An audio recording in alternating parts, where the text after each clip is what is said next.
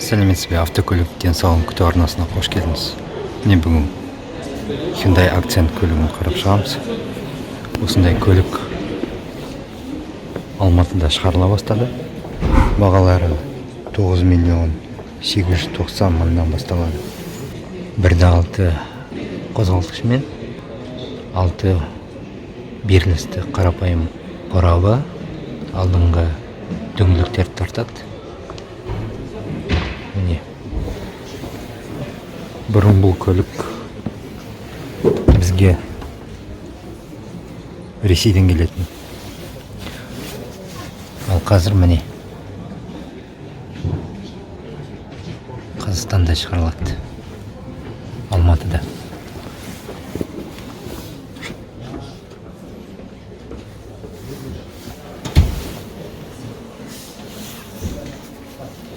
Қарапайым көлік, бәрі қолмен реттелінеді. Ешқандай былғар емес, бірақ та мынасы матасы жақсы. Онда кәдімгі пластик, германтин емес. Рулі реттелінеді. Жоғары және астығы.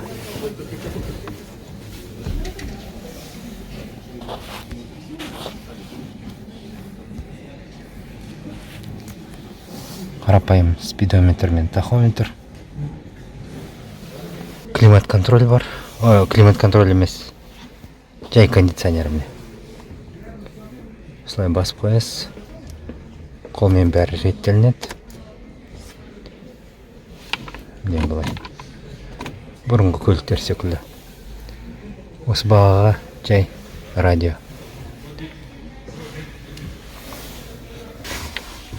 Бір USB-сі бар, 2 қарапайым 12 вольттық розеткалар бар.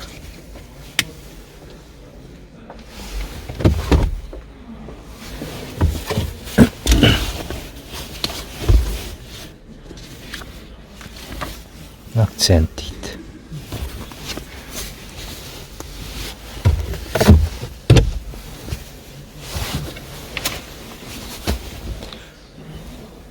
Ортада бардачогы да жоқ. Осындай 3 стақан ұстайтын орындар және жай міне мына жерге тиын салатын нәрсе.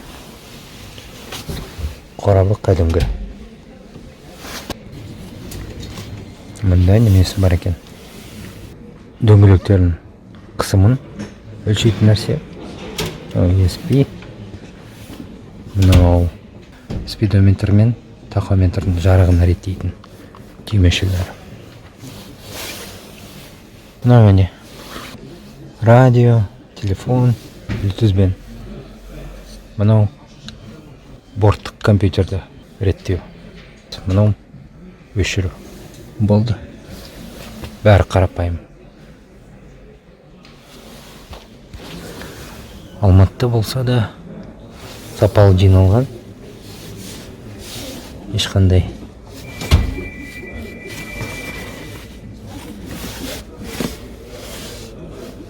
көзге түсіп тұрған жаман оймен дегендей ештеңе жоқ.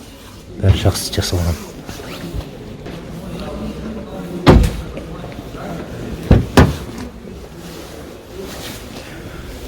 Кәдімгі акцент. Орны аз.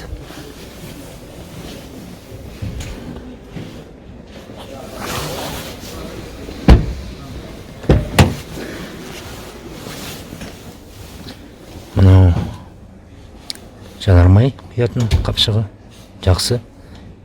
Электрик емес, троспен, шынжырмен. Мынау багажникті ашады. Жақсы.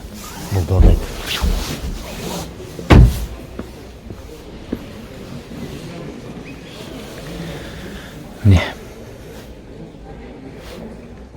жүк тасымалдау бөлімшесі. Ішінде накаткасы бар. 15 дюймдық дөңгелектің өзімен, өз көлеммен. Made in China деп тұр. Максисті қойқыды.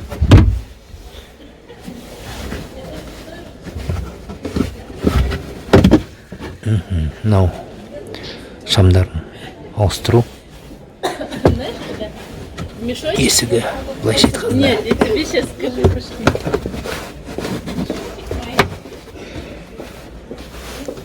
Мынау мына жағында солай.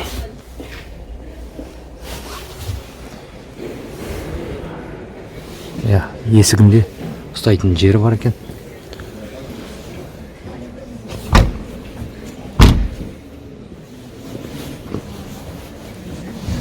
Жанармай қапшығы 91-ші бензин құюға болады дейді.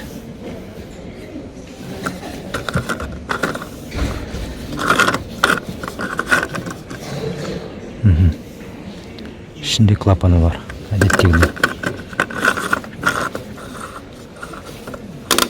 Болды.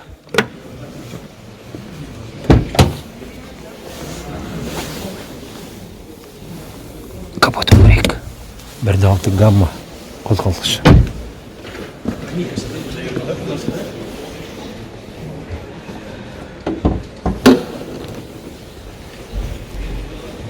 Знаешь, чей баян? Не в курсе.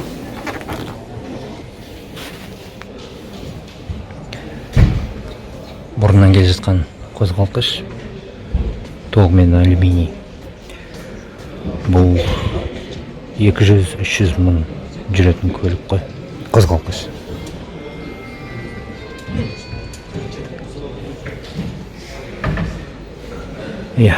Майын дұрыстап ауыстырып отырсаңыздар, әр 5 мыңда, онда сол 200-300 мың жүріп шығатын шығар.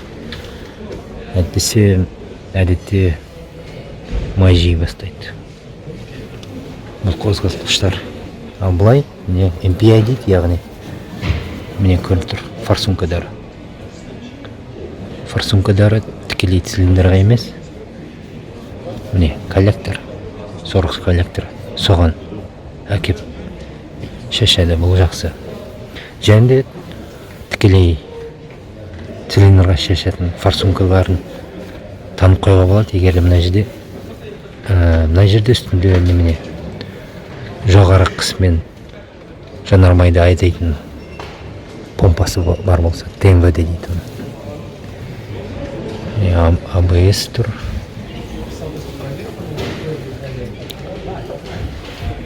Суыту жүйесі ұнайды маған. Toyota тәрізді, яғни суыту жүйесінің клапаны, артық қысым клапаны, міне радиатордың өзінде орналасқан. Toyota тәрізді. Міне артық сұйық бачогы міне қысымсыз жұмыс істейді. Мұнда міне бір бар дейді. Но бізде дроссель, Bosch'тың дроссель тұр екен. Бірақ та Hyundai деп маркировкасы да тұр. Made in Korea. Жақсы.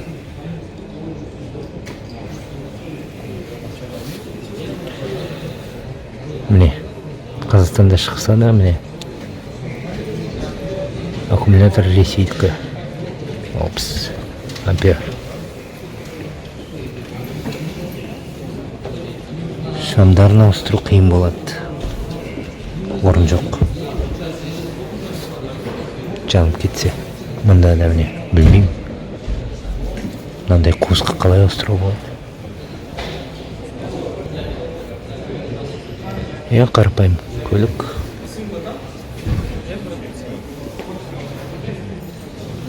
Қозғалтқыштың компьютері міне орналасқан.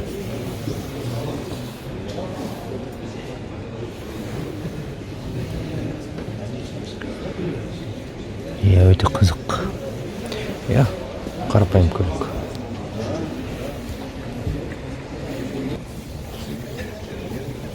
Мынау сонда не? Мынау сирена ғой деймін. Бекілдекіш.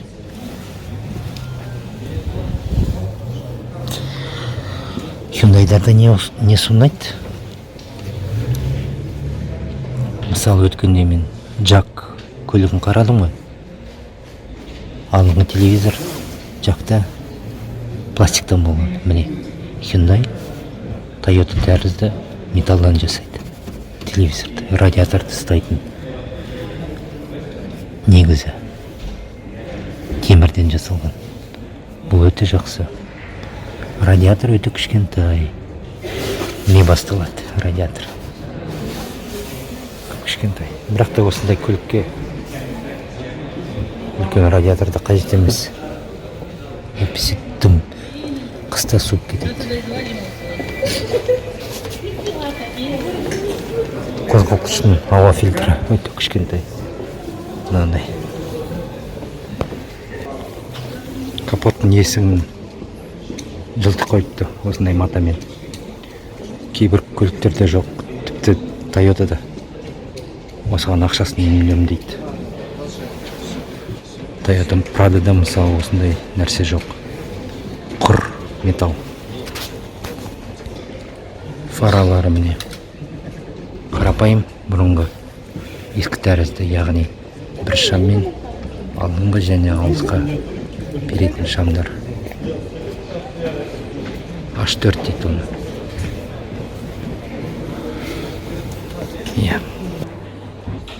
Бұл бейне сіздерге ұнаса, бейнеге лайк қойыңыздар, арнаға тіркеліңіздер. Жаратқан ие сіздерге риза болсын және әр күндеріңіз керемет өтсін.